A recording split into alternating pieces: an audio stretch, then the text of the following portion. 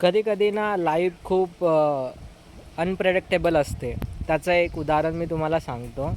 आता ते उदाहरण पण मला कसं आठवलं, तर ही समोर बाबळ दिसते त्याच्यावर मला आठवलं. सो ते तुम्हाला सांगतो. कॉलेजमध्ये ना एक सर होते.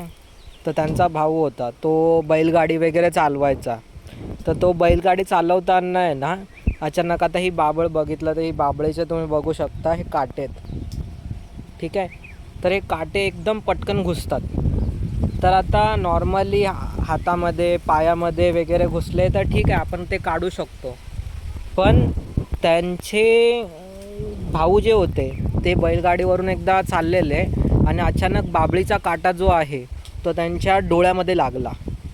आता डोळ्यामध्ये त्यांच्या तो काटा लागला, पण प्रॉब्लेम असा झाला की ते दवाखान्यापर्यंत जाईपर्यंत त्यांच्या डोळ्यामध्ये जो आहे तो ते चिघळलं आणि तिथे पू झाला. आता पू झाला वगैरे तर डॉक्टरांना ते ऑपरेट करायला लागलं आणि ऑपरेट केल्यानंतरला त्यांना असं लक्षात आलं त्यावेळी की आता आपल्याला आता डोळ्याला जे आहे तो हे काढावंच लागणार आहे.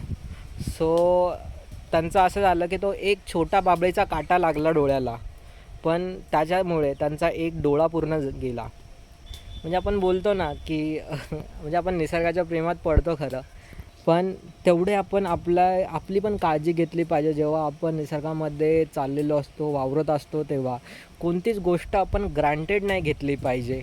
तर त्यावेळी पण त्यांनी पण थोडंसं नीट बघून वगैरे चाललं असतं तर तो काटा लागला नसता. ठीक आहे, त्याने लगेच पटकन उपचार घेतला असता तर मे बी अजून थोडंसं ठीक होऊन गेलं असतं. त्यांनी स्टार्टिंगला थोडंसं घरचेच काय बोलतात त्यानुसार थोडेसे उपाय वगैरे केले आणि नंतरला मग ते दवाखान्यात वगैरे गेलेले. सो ह्या गोष्टीसुद्धा आठवतात. ती बाबळ मला बघितली आणि थोड्याच वेळापूर्वी मला पण पायामध्ये काटा लागलेला बाबळीचा.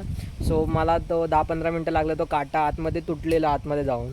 सो तेव्हा मला मग आठवला तो किस्सा. कॉलेजमध्ये आमच्या सरांनी आम्हाला सांगितलेला की असं असं झालेलं. कारण ते 2-3 दिवस सुट्टीवरती होते. तर त्यावेळी आम्ही त्यांना विचारलं तर त्यांनी तो सांगितलेला की असं असं झालं आहे माझ्या घरी. सो तुम्हाला पण कधी बाबळ वगैरे बाबळीचा काटा वगैरे लागला तर डोळ्याला वगैरे असं कधी काय लागलं तर पटकन मी तर सजेस्ट करेन की लगेच तुम्ही दवाखान्यामध्ये जाऊन त्याचा उपचार घ्या.